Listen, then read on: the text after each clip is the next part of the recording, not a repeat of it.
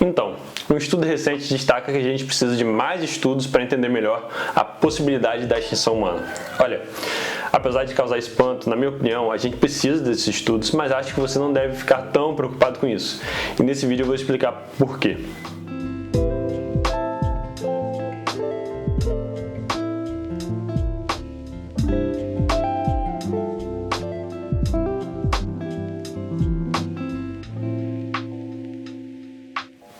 Então, você já ouviu falar sobre o grande filtro? Pensa no seguinte, existe vida em outros planetas? Se existe, por que a gente não encontrou? Esse fato da gente não ter encontrado faz com que a gente se pergunte sobre as possibilidades da vida surgir e de uma civilização chegar ao nosso estágio de desenvolvimento. Se a gente não encontra nenhuma vida pelo universo, então existe a possibilidade de haver um grande filtro, que seria uma limitação que elimina a vida em algum estágio. Aí temos outra pergunta. Se existe um grande filtro, a gente já passou por ele ou está por vir? Essas são as duas grandes possibilidades. A gente pode já ter passado pelo grande filtro, porque a formação da vida unicelular e toda a sofisticação até chegar à variedade, à variabilidade de vida que encontramos hoje pode ser muito improvável. A gente sabe, por exemplo, que aconteceram cinco grandes eventos de extinção na história do planeta. Primeiro, no Ordoviciano, há 444 milhões de anos, onde 86% das espécies foram extintas. Segundo, no Devoniano, há 360 milhões de anos, onde 75% das espécies foram extintas. Terceiro, no Permiano, há 250 milhões de anos, onde 96% das espécies foram extintas. Quarto, no Triássico, há 200 milhões de anos, onde 80% das espécies foram extintas. E quinto, no Cretáceo, onde há 65 milhões de anos, onde 76% das espécies foram extintas. Esse último é famoso por ser o do impacto do asteroide que levou à extinção dos dinossauros. Esses grandes eventos aconteceram por conta de diversas mudanças no planeta. Atividades vulcânicas, mudanças do nível do mar, movimentos tectônicos, crescimento de plantas terrestres e o impacto de um asteroide. E todos os eventos, menos do impacto do asteroide, contaram com alguma mudança climática, seja um aquecimento ou um resfriamento global para causar a extinção. Todos os eventos causaram uma grande redução da biodiversidade, mas que foi recuperado com o tempo, mesmo com esses sucessivos impactos. Mesmo havendo essa recuperação, as formas de vida não eram as mesmas de antes. Cada evento causava um impacto que abria espaços e gerava uma nova relação entre os seres que restaram, e a seleção natural fazia a sua parte. Novas espécies surgiram e preencheram os nichos que ficaram abertos. Talvez você possa pensar que os dinossauros foram extintos, e eu não ajudei muito falando sobre a forma da extinção do Cretáceo. Mas a verdade é que eles estão aí. Tá, alguns foram extintos, mas foram os dinossauros não avianos. Mas os avianos estão aí. Sim, avianos não parecem com aves à toa. Todas as aves são dinossauros. Galinhas e pombos são dinossauros. São considerados dinossauros por conta de características físicas, como pescoço em formato de S, ficar na ponta dos dedos, entre outros. Se você quiser saber mais sobre essa questão de aves serem dinossauros, tem um vídeo do Pirula com menos de um pirula de duração, que é raro, e está disponível na descrição. Mas voltando, não se deixe enganar não, tá? Apesar de não parecerem ameaçadores como os extintos, os dinossauros de hoje em dia ainda botam muito marmanjo para correr. Mas continuando de verdade, apesar da vida já ter sobrevivido a tanta coisa, nada garante que algum evento possa acontecer no futuro. Então há a possibilidade do grande filtro estar à frente. Talvez um novo asteroide apareça por aí e a gente sabe que o Sol vai destruir o nosso planeta em bilhões de anos. Ou talvez a gente que crie o nosso próprio fim. A gente tem, por exemplo, as bombas atômicas, que tem sido assunto ultimamente com a invasão da Ucrânia. São cerca de 13 mil armas nucleares que existem no mundo, mas esse número pode ser ainda maior, já que alguns países podem estar escondendo o jogo. Considerando esse número, cada país poderia ser atingido por, no mínimo, 65 vezes. É um potencial destrutivo enorme. Essa seria uma destruição rápida, mas ela pode ser mais lenta, como o exemplo do sapo na água, que não percebe que a água vai ficando mais quente a ponto de não conseguir mais escapar.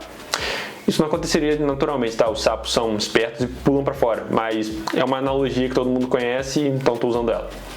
O que eu quero dizer é que estamos impactando intensamente e as coisas estão mudando, mas essa mudança é pequena e a percepção de que ela é grande não é facilmente passada conforme vão se renovando as gerações.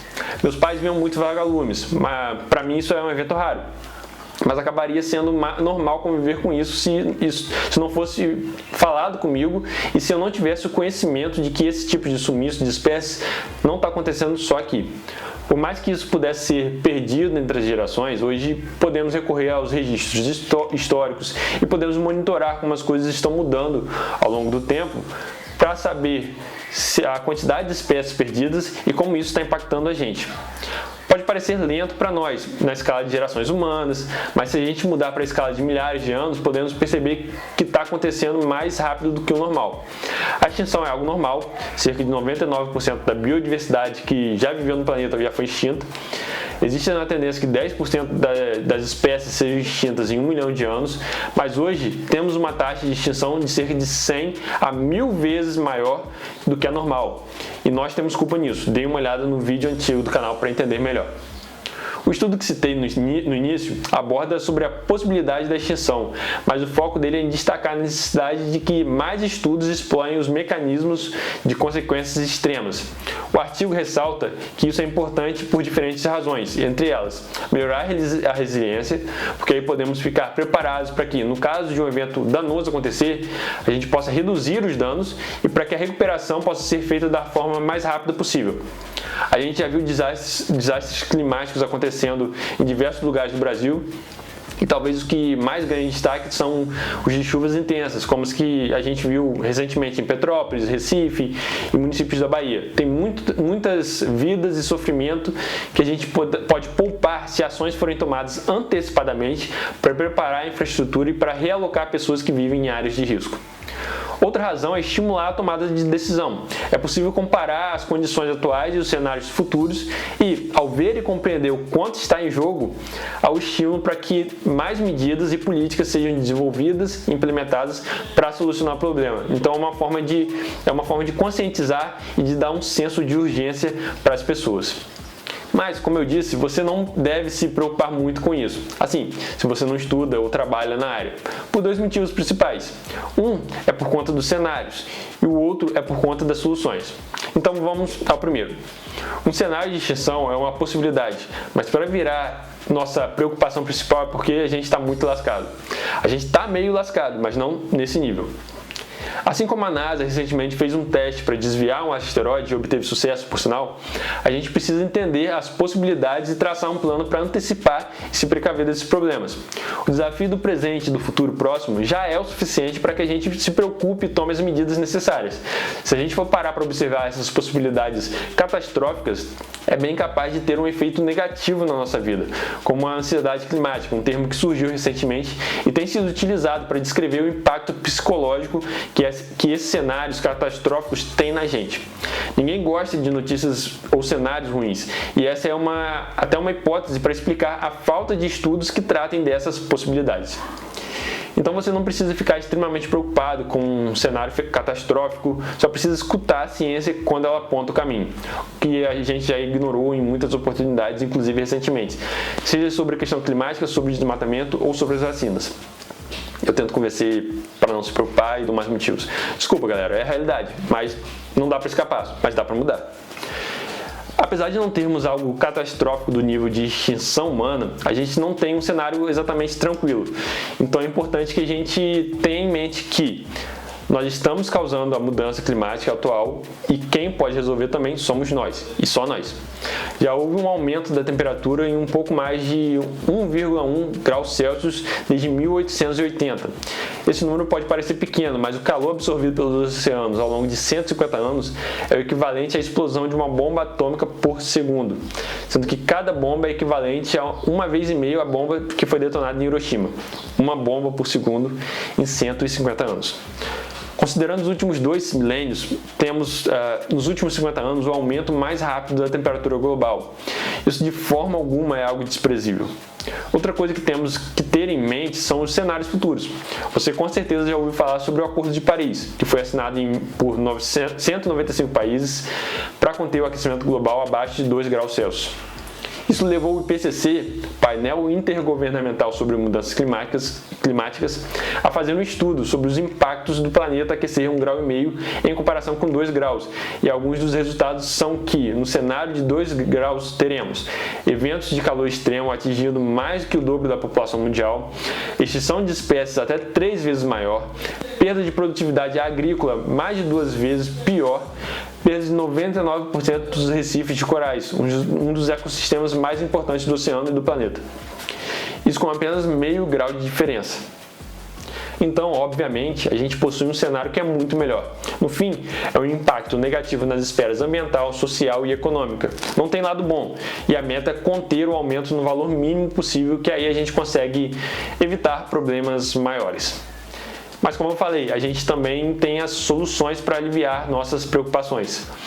O projeto Drawdown destaca, por exemplo, fontes de energia solar e eólica que são mais baratas e geram uma grande quantidade de empregos, reduzir desperdício de comida, que ajuda a reduzir o problema da fome e melhora a eficiência do uso de recursos, melhorar transporte público e infraestrutura para bicicletas, que melhora o fluxo do trânsito, a poluição do ar dentro das cidades e também reduz a quantidade de acidentes, além da reciclagem, proteção e restauração de florestas e outras soluções.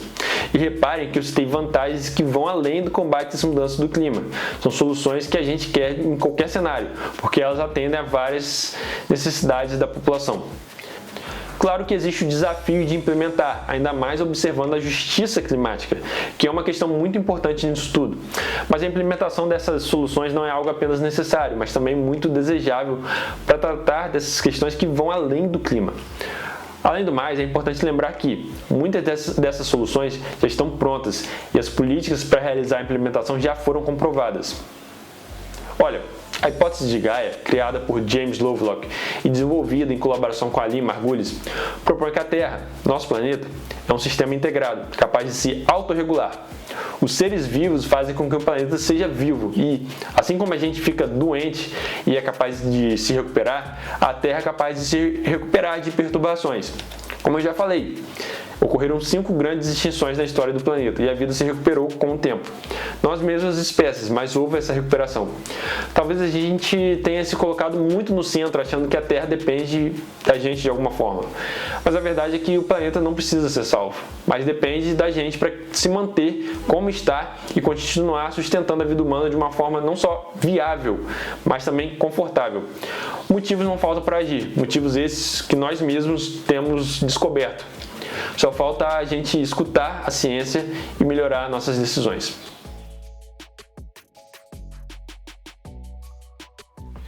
As referências, como sempre, estão aqui na descrição. Destaco aqui um vídeo do canal In a Nutshell, que fala sobre o grande filtro, caso você queira se aprofundar mais nisso. Esse canal é muito bom no geral também, então recomendo muito.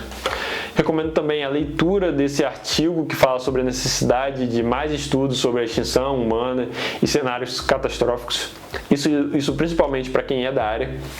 Recomendo o livro A Terra Inabitável, do David Wallace Wells, que fala também um pouco sobre esses cenários futuros. E, por fim, recomendo 2 livros da mesma autora, Elizabeth Kolbert. Um é Essa Extinção, que eu já recomendei antes, e como o título indica, fala sobre as extinções de espécies no passado e do presente. O outro é Sob um Céu Branco, que fala sobre como o planeta está sob nosso controle. Não que a gente esteja fazendo um bom trabalho para cuidar, mas a gente cria soluções que criam novos problemas, que demandam soluções que criam novos problemas e assim por diante. Ela fornece uma visão crítica sobre algumas das soluções que estamos criando. É excelente. Se você tem alguma crítica, dúvida ou sugestão, deixe aqui nos comentários, enriqueça esse vídeo com seus comentários. Gostou do vídeo? Curta, compartilhe com seus amigos ou alguém que você conhece que sabe que vai gostar bastante. Se inscreva no canal para receber, para ver mais vídeos e ative o sininho para receber notificações dos próximos vídeos. Também siga a gente nas redes sociais, Instagram, Twitter, etc. E por esse vídeo é isso. A gente se vê no próximo. Tchau!